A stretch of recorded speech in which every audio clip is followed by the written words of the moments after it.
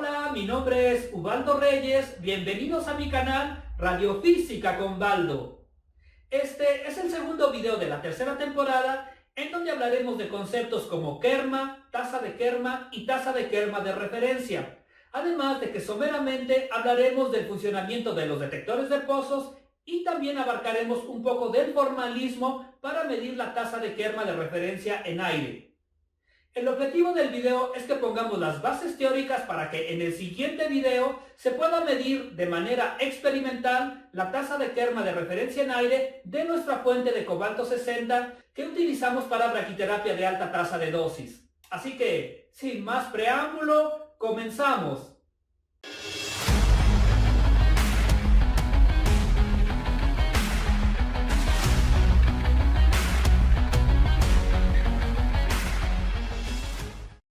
La información que aquí se presenta está organizada de la siguiente manera. Primero daremos las bases teóricas para conocer el concepto de kerma, tasa de kerma y la tasa de kerma de referencia en aire. Posteriormente hablamos de los detectores de pozos. Continuamos con el formalismo para medir la tasa de kerma de referencia en aire, para finalmente dar nuestros comentarios finales respecto a este tema. Kerma. Lo primero que vamos a definir es lo que llamamos kerma. De la manera más simple, podemos decir que el kerma es la diferencial de energía respecto a la masa, pero en esta definición tan simple aparecen dos conceptos importantes. Por un lado, la energía y por otro lado, la masa. La energía a la que estamos haciendo mención es la suma de las energías cinéticas iniciales de todos los electrones que han sido liberados por los fotones emitidos desde la fuente radiactiva. En nuestro caso hablamos del cobalto 60. El término masa hace referencia a la masa del material en la que se están dando las interacciones. Puede ser aire, tejido, agua, etc. Las unidades de medición para el kerma es el joule sobre kilogramo. En el sistema internacional se conoce como Gray. Existe otra cantidad que es muy importante cuando hablamos de braquiterapia de alta tasa de dosis, la cual es conocida como tasa de kerma, que a grandes rasgos sería el kerma por unidad de tiempo. Las unidades de la tasa de kerma es Gray por segundo. A nivel internacional, se ha tomado como referencia medir el kerma en aire. De ahí surge el término tasa de kerma de referencia en aire, en donde se tienen las siguientes consideraciones. Se mide a una distancia de referencia de 1 metro y se hacen correcciones por atenuación y dispersión en el aire. Las unidades de la tasa de kerma de referencia en aire serían grays por metro cuadrado sobre segundo, pero, como se indica en el informe 58 del ICRU, en la definición quedan fijadas las condiciones de medida, 1 metro. De ahí que la unidad no deba incluir el metro cuadrado, por lo cual la tasa de kerma de referencia en aire se expresa en grays por segundo medido a 1 metro. La AAPM recomienda la especificación de lo que denomina intensidad de kerma en aire. Se escribe como S sub K, definida como la tasa de kerma en aire multiplicada por el cuadrado de la distancia de calibración. Si vamos a medir la tasa de kerma en aire, las condiciones de corrección son las mismas que para el kerma de referencia en aire K sub R. Y si seguimos respetando medir a 1 metro, el resultado numérico sobre S sub K y K sub R es el mismo. En este video continuaremos usando la nomenclatura de K sub R para referirnos a la tasa de kerma de referencia en aire. Toda fuente radiactiva recibida para braquiterapia de alta tasa de dosis debe incluir el certificado de calibración de la fuente, el cual sería como el acta de nacimiento de la fuente radiactiva, en donde se especifica la medida de la tasa de kerma de referencia en aire y la fecha en la que fue medido, entre otras cosas. Este valor es súper importante porque permite conocer el tipo de material radiactivo que estamos recibiendo en nuestro hospital. Una de las primeras cosas que debemos hacer en nuestro hospital es verificar esta tasa de kerma de referencia en aire, para que no nos den gato por liebre. Por otro lado, para calcular el cambio de la tasa de kerma de referencia en aire debido al decaimiento natural de la fuente, usamos la siguiente ecuación, en donde K punto sub R cerito es la tasa de kerma de referencia en aire inicial obtenido del certificado de calibración de la fuente. Delta T es la diferencia en días de la fecha del certificado de calibración hasta la fecha que se quiere calcular.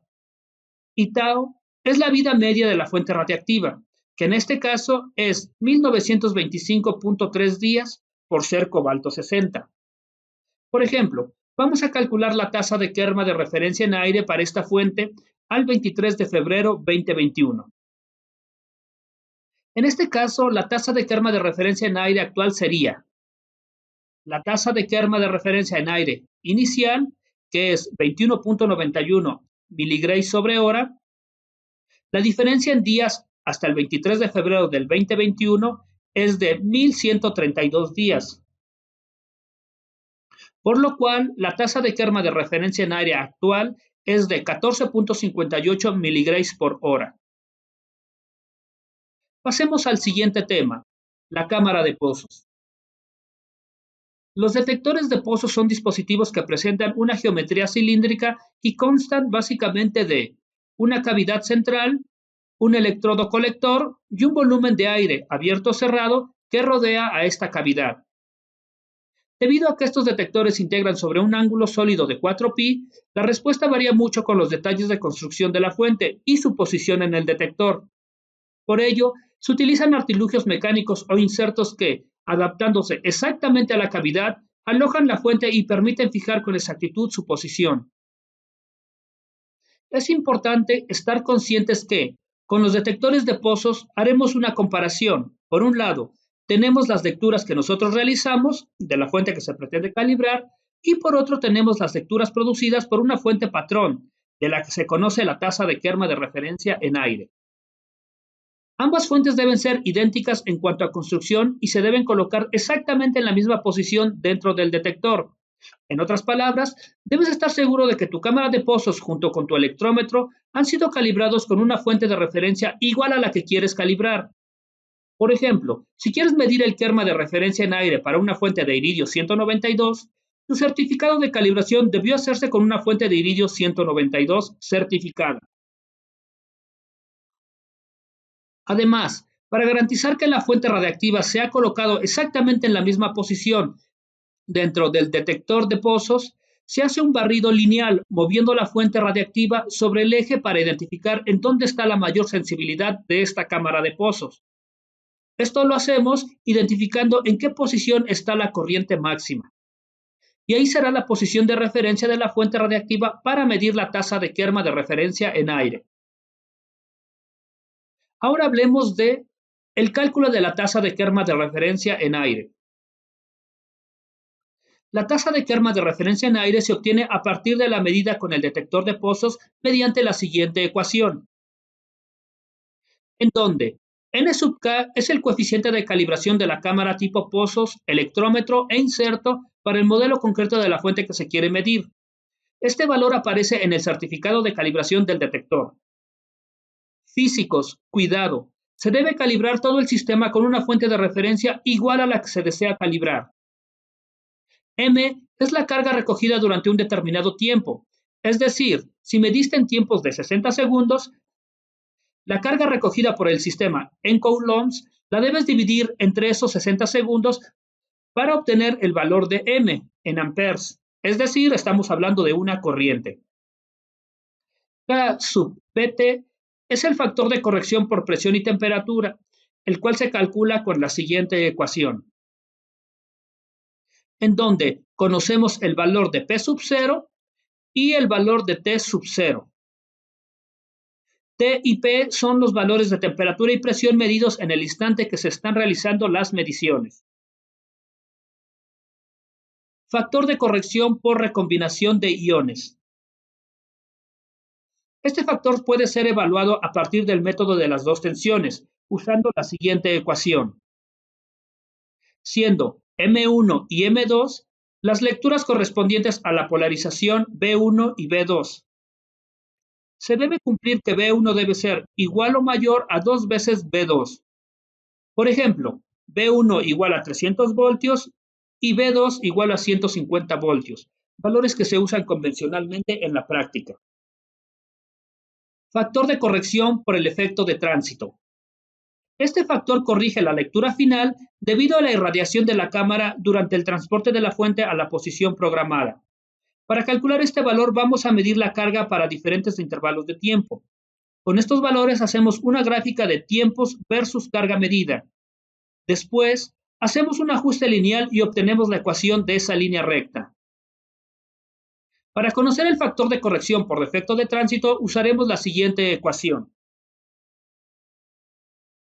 en donde m sub t es la lectura de carga en el tiempo de exposición para el cual se calcula la tasa de Kerma de referencia en aire. M sub t0 es el valor de la carga para el tiempo cero, el cual se obtiene de la ecuación obtenida por el ajuste lineal realizado. Si analizamos esta sencilla ecuación, vemos que si tomamos tiempos de lectura de exposición muy grandes para medir la tasa de Kerma de referencia en aire, el factor de tránsito de la fuente va a tender a 1. Sin embargo, si tú estás midiendo tiempos de exposición muy cortos, de alrededor de 10 segundos, este factor va a crecer y será más significativo en el cálculo de la tasa de Kerma de referencia en aire.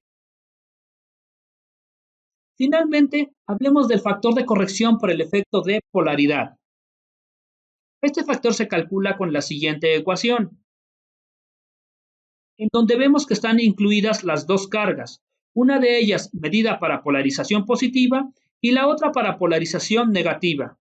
Habitualmente, para las cámaras de pozos, este factor es prácticamente 1 y no se tiene en cuenta en la medida. Sin embargo, lo podemos evaluar sin ningún problema. Los voltajes comúnmente usados en la práctica son M positivo igual a más 300 voltios y M negativo igual a menos 300 voltios. Comentarios finales.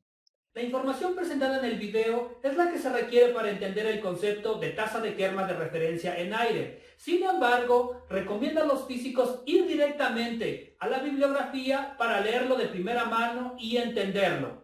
Nuevamente es importante resaltar la importancia de medir la tasa de Kerma de referencia en aire, porque es el cimiento sobre el cual se calculan todas las dosis que van a recibir nuestros pacientes en braquiterapia de alta tasa de dosis. Y por supuesto, es un trabajo que depende 100% del departamento de física. Espero este video sea de utilidad, denle like, suscríbanse a nuestro canal y nos vemos en el siguiente video. Muchas gracias.